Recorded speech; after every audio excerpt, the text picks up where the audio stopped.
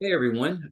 So here for our next installment, and we're going to the last of our themes, but it's not the last lesson, and that is atonement.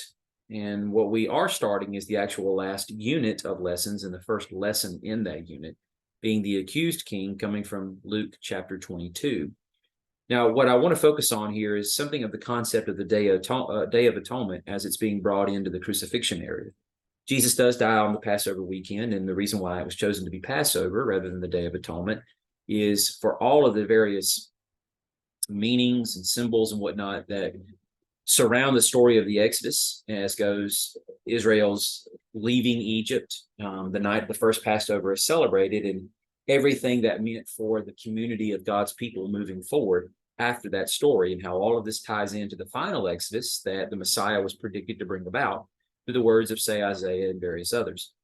But we do have elements of the Day of Atonement brought into it as well. One might ask, if the Day of Atonement was meant to cleanse the people of their sin so that Yahweh would want to remain in the land with them, then why would Jesus not die on the Day of Atonement? Well, both days don't fall on the calendar at the same time.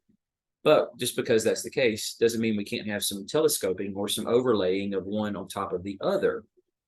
So we do see that, even though it's Passover weekend when Jesus is crucified. Now, I'm going to read some of the stuff on the left side of the screen, but only the blue boxes, and just paraphrase. I included the scriptures in the gray boxes so you can go back and reference it to get the pieces straight in your head, just in case you need to be reminded what happens on the Day of Atonement. But 2 goats are chosen for kata, or purification offerings. Granted, they're called sin offerings in several English translations, but the Hebrew word is almost paradoxically antithetical for us, that the same word can be translated or rendered as sin as much as it is purification, because that's antithetical. Sin defiles. How can sin also purify? Sin does not purify. But again, without going much deeper than that, I'll just simply leave it at the premise of what we do get in this is the understanding that offerings are being made here for the sake of sin being purified and cleansed. Okay, so also what we do have is the choice through the casting of lots between 2 goats, one that will be slain, and the slain goat has its blood taken into the holy place for purification. Granted, it's called atonement, but what we do appreciate is that the sins are not laid on top of the head of the animal that's going to be killed. And see, that's just it. When we go to the actual crucifixion of Jesus here, we do see Jesus taking our sin upon himself, and he is slain. So there's something of a divergence there. The sins that are placed on the head of the goat that is sent out into the wilderness or to Azazel, whether that's a place of chaos or some wild goat demon, we're not here to determine that, but the actual Hebrew word Azazel means a place where the goat is supposed to go and never to be seen again, because those sins are supposed to be removed from the holy place. And the blood that is actually being utilized here is to sprinkle upon all the different things within the tabernacle to cleanse it from the sins that have accumulated from the people over the year. And of course, the high priest himself, who is also a sin bearer. It's the reason why he has to have these sins removed from himself before he can offer that offering. His sins are included in that, but he has become a sin bearer for the people over the course of the year. You go back to Exodus 28 with the rendering of how his garments are supposed to be made and then what they mean. And we understand in that very clear context, he will bear their sins. So we have several elements here of the Day of Atonement actually being brought into the moment of Jesus' sacrifice. But there are moments when Jesus actually changes roles throughout it. That'll make sense here in a second. So now I'm going more to the center and to the right of the screen. What we should appreciate, and some English translations do not render this for us the way that they should, because the King James does. But what we have here is from the Lucan narrative, and I'm not saying this is the spot that actually tells us that Barabbas's name was Jesus, but from Christian tradition, which is based upon what is written in the text of Scripture itself, Barabbas's actual name was Jesus. So here we have Pilate in Luke 23 saying, "You brought me this man as one who misleads the people, but in fact, after examining him in your presence, I found no grounds to charge this man with those things you accuse him of.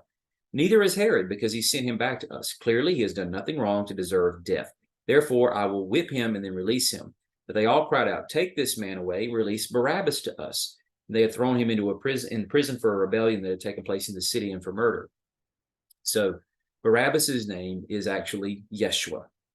And the last name that's given to him, or surname, Barabbas, means son of the Father. So just think of the irony here. Here we have Jesus of Nazareth, who is Yeshua, Barabbas, in the sense of him being the son of the Father. All throughout the Gospels, most notably in John's Gospel, he has proclaimed himself as being the son of the Father.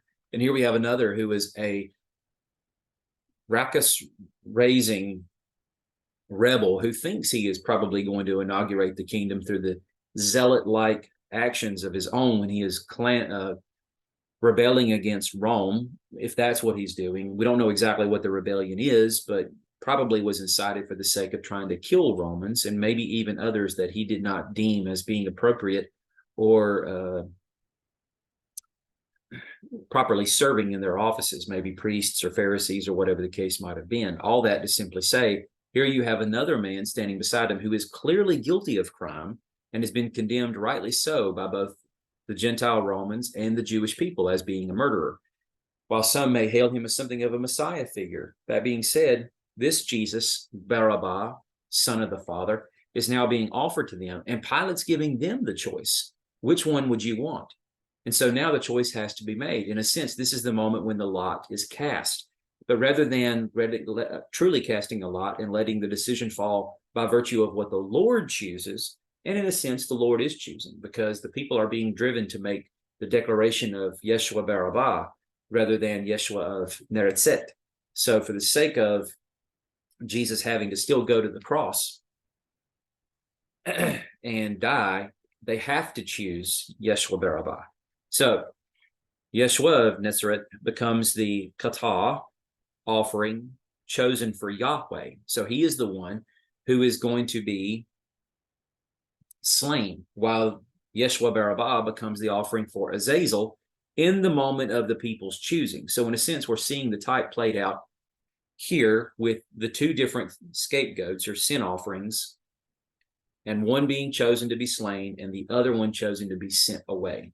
But this is where it stops, as goes the fact that it no longer plays out according to this paradigm in the strictest sense. Rather, what we see here is a folding in on itself, where Yeshua Barabbas, even though he's sent away, what he was sent away for is now actually being laid on top of Jesus. So then we go back to Pilate's speech. And the third time he said, "Why? What has this man done wrong? I found no grounds in him for the death penalty. Therefore, I will have him whipped and release him."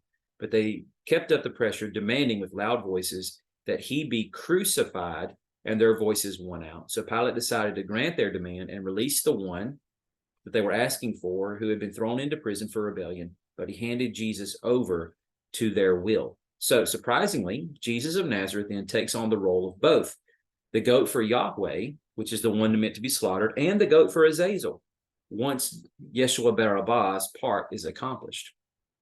And what I mean by that is if Yeshua Barabbas is supposed to be sent out into the wilderness, and he is the one by whom the sins of the people have been laid on, and those sins are to be taken away, never to be seen again, Yeshua Barabbas in this story would be the sin bearer, not Yeshua of Nazareth, but that's not the case. Yeshua of Nazareth is the one who winds up becoming both the sin bearer and the purifying offering. And again, in the Day of Atonement, those are two separate things, not meant to be combined into the role of one. But when we go back to Luke 23, when they arrive at the place of the skull, they crucified him there along with the criminals, one on the right and one on the left. So then we go back to what the writer of Hebrews has to say, because he's the one who perhaps captures this the most clearly for us when he says that Jesus entered the most holy place once for all time, but not with the blood of bulls and goats, because that would not properly cleanse the people or purge their conscience of their sins. And you think about it, that is in effect not really what the Day of Atonement was supposed to achieve. I know I might not be in company with maybe the majority of scholars on this, but I think whether they're willing to admit it or not, their opinions are divided on this. And you can appreciate that in what they actually write on in their texts. Because on the one hand, they have to admit the fact that there are certain types of sin that are not atonable by virtue of blood sacrifice, such as murder or adultery. David makes this clear in the 51st Psalm when he says, for his own sin of adultery and murder, If the Lord wanted sacrifice, he would have given it 1,000 times over, but that isn't what he wants. He wants a broken and contrite heart that he has to throw at the mercy of the Lord for forgiveness, because there isn't there isn't an amount of blood that can be taken from bulls and goats to purge him of his sin and make him whole in Yahweh's sight again. But the Lord has to be the one to choose to forgive. And the Lord did graciously forgive, hence the penmanship of Psalm 32. But I digress. When we think about what's going on the Day of Atonement, it is to cleanse the holy space. That's what the offering's for. The sins of the people, as goes unintentional sins, not sins of high-handedness, are what's being laid on the head of the animal. It's not a reset point. And even though that might be hard to, let me rephrase what I just said. It's not a reset point in the sense of everybody's sin is expunged. Even though some authors, commentators, and whatnot seem to pitch it as such, I think we have run into a really big problem if we frame it up as that. Because if that's the case, if the blood of bulls and goats, which violates what the writer of Hebrews says, was efficacious in purging the people of their sin, they were set right with God. If they died in that moment, they would not have a sin laid at their charge, whether they were repentant of that sin or not, because of what the blood of the goat could do. Then what need would there be of a sin bearer? Well, you can make the argument, well, this actually does that, so they would never have to do it again. It achieves it once for all. Well, that could be the case, but I think what we're running into here is the idea that ultimately, even sins of high-handedness, intentional rebellious sin, even that of adultery or murder, can be forgiven through the efficacious offering of the Lamb of God in the person of God incarnated in human flesh, not through the blood of bulls and goats. And that's not what the actual Day of Atonement sacrifice was meant to achieve. I would refer you in this case to Michael Heiser and his writings if you want more on that. But to go also to Hebrews 13, therefore Jesus also suffered outside the gate so that he might sanctify the people with his own blood. He's referencing the fact that this sacrifice occurred outside the gate, which lays on top of him what Yeshua Barabah was supposed to do in taking the sin away if he was to fulfill the type of the Day of Atonement. But he can't, because he's a sinner himself. Rather, that role now gets thrown back on top of Yeshua of Nazareth, so that he can be both sin bearer and sacrificial offering for the sake of cleansing the people, even on Passover weekend. So I could go more into depth on that, and I'll do that when we get to our teacher's workshop. But hopefully that's enough to kind of give you something to study on and chew on until then. Thanks for listening.